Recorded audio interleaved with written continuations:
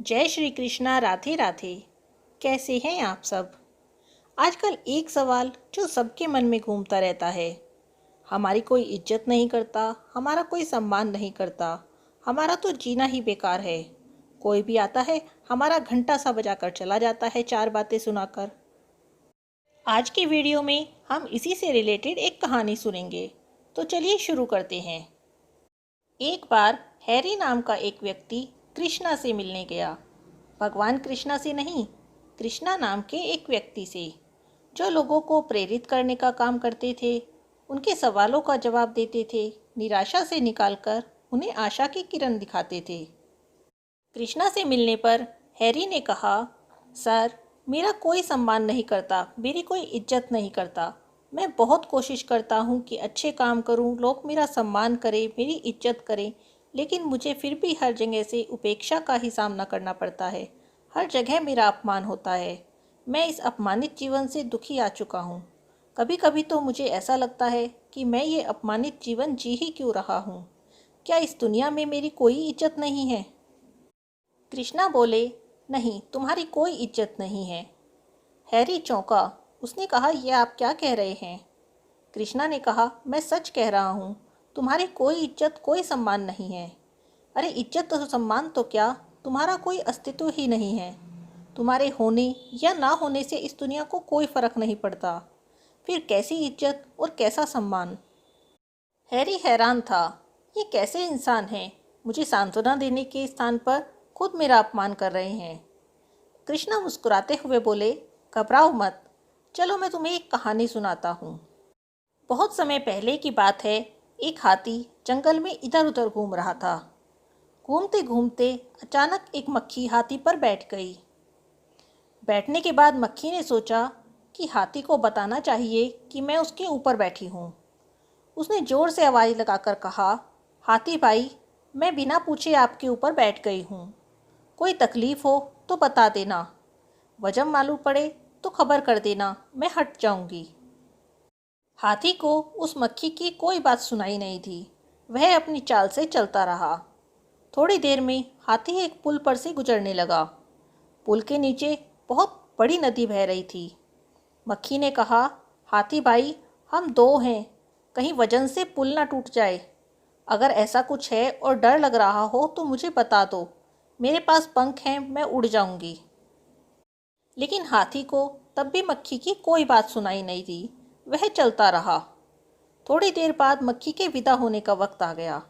अब मक्खी उड़कर हाथी के सामने आ गई और कहने लगी, बहुत सुखद यात्रा थी, संगी साथी रहे, अब हम दोनों दोस्त बन गए। अब मैं जा रही हूँ, कोई काम हो तो मुझे बता देना। मक्खी को ऐसा कहते देखकर हाथी ने कहा, तू कौन है, कहाँ से आई, कब मेरे ऊपर बैठी, कब उड़ी, मुझे कुछ नहीं पता। मेरे पास इसका कोई हिसाब नहीं है। कृष्णा ने हैरी से कहा, हमारा भी कुछ ऐसा ही है। मक्खी की तरह ही हमारे होने या ना होने से इस पृथ्वी पर कोई फ़र्क नहीं पड़ता, लेकिन फिर भी हम उस मक्खी की तरह शोर मचाते रहते हैं। हम चाहते हैं कि हमारे आसपास के लोग हमें स्वीकार करें, हमारे अस्तित्व को मानें। हम अच्छे कपड़े पहनते हैं, अपने आप को सजाते संवारते हैं, धन इकट्ठा करते हैं, मकान बनाते हैं, केवल दूसरों को दिखाने के लिए। दूसरे देखें और स्वीकार करें कि हम कोई साधारण मनुष्य नहीं हैं, कुछ विशिष्ट हैं। हम हर वो काम करते हैं जिससे दूसरे हमारी तरफ ध्यान दें, हमारी तरफ देखें, हमें मानें। और जब ऐसा नहीं होता तो हम कहते हैं कि कोई हमारी इज्जत नहीं करता, सब लोग हमारी उपेक्षा करते हैं। इतना कहकर कृष्णा रुक गए। हैरी ने कहा, आपके हिसाब से हमारा कोई अस्तित्व नहीं है, लेकिन फिर भी दुनिया में बहुत सारे ऐसे लोग हैं जिनकी समाज में इज्जत है, रुतबा है। वे जहाँ भी निकल जाएं, लोग उनका सम्मान करते हैं। फिर ये सब क्या है?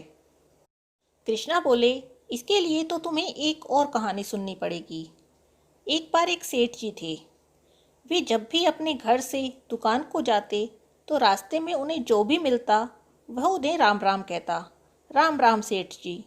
लेकिन सेठ जी कभी किसी की राम राम का जवाब नहीं देते, केवल इतना कहते, ठीक है, जाकर कह दूंगा।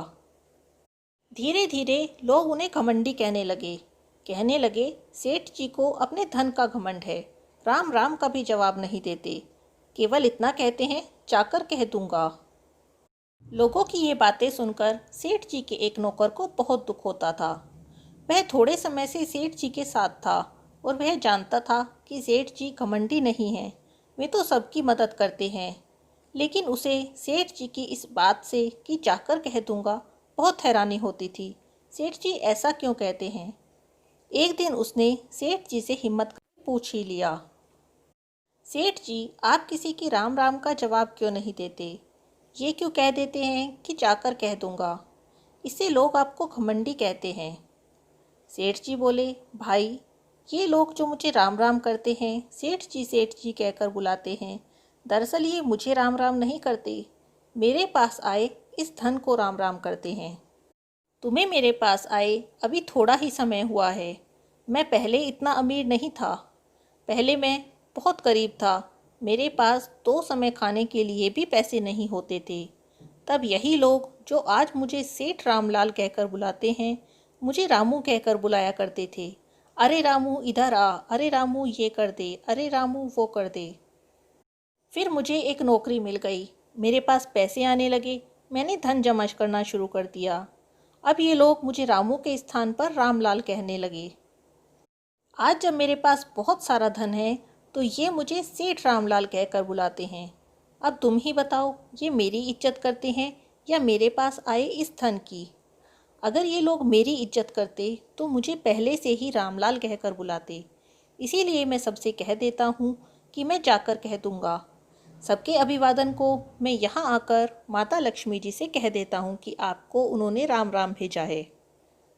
कृष्णा ने कहा, हैरी, बिल्कुल इस कहानी की तरह ही जिन लोगों के बारे में तुम बात कर रहे हो, लोग उनके पद, प्रतिष्ठा और पैसों की इज्जत करते हैं।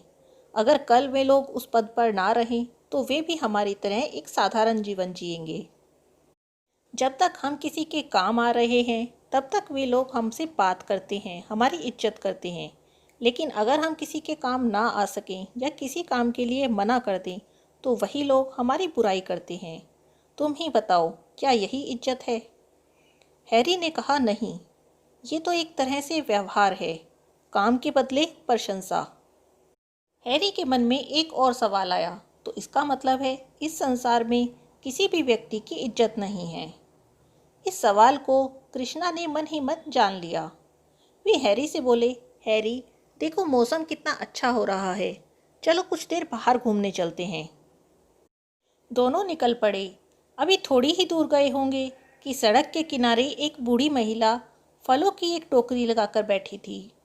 कृष्णा को देखते ही उसने टोकरी में सबसे नीचे से 2 आम निकाले और कृष्णा के पास आई। आते ही बोली, बेटा, बहुत दिनों बाद दिखाई दिए, कहाँ चले गए थे? कहते हुए उसने कृष्णा के हाथ में 2 आम रख दिए। कृष्णा बोले, वाह अम्मा, आज आम लगाए हैं। बुढ़िया ने कहा, नहीं, आम नहीं लगाए, अमरूद लगाए हैं, लेकिन मुझे पता है तुम्हें आम खाना पसंद है, इसीलिए आम लेकर आई हूँ। मैं रोज़ 2 आम लेकर तुम्हारा इंतज़ार करती थी, लेकिन तुम आ ही नहीं रहे थे, पता नहीं कहाँ चले गए थे। कृष्णा ने कहा, बाहर गया था अम्मा।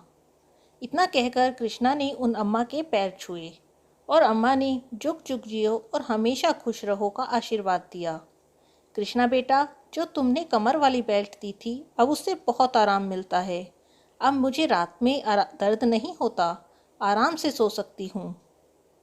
इतना कहकर और कृष्णा को आशीर्वाद देकर वह बूढ़ी महिला वापस अपनी टोकरी के पास जा बैठी। हम आगे चलने लगे। हैरी ने पीछे मुड़कर देखा तो वह बूढ़ी महिला अब भी कृष्णा की ओर देख रही थी, बड़े प्यार से, जैसे मन ही मन उन्हें हजारों दुआएं दे रही हो।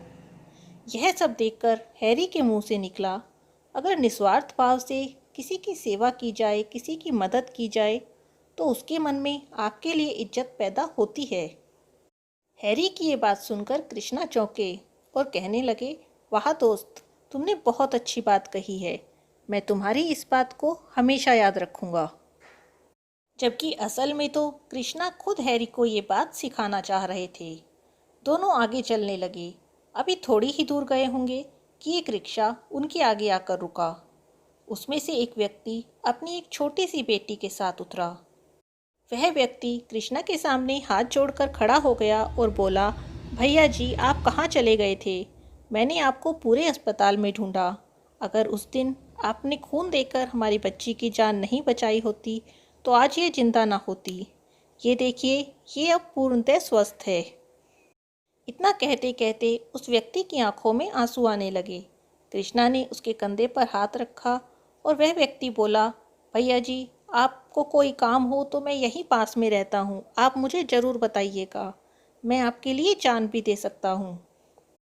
कृष्णा ने उस व्यक्ति से कुछ देर बात की। अब हम आगे चलने लगे। हैरी ने पीछे मुड़कर देखा तो वह व्यक्ति अपनी बेटी से कृष्णा के बारे में कुछ बातें कह रहा था। बातें कहते कहते उसकी आंखों से आंसू निकल रहे थे। हैरी के मुंह से निकला, जब लोग आपके सामने नहीं बल्कि आपकी पीठ के पीछे भी आपकी बड़ाई करें, वही आपकी सच्ची इज्जत है।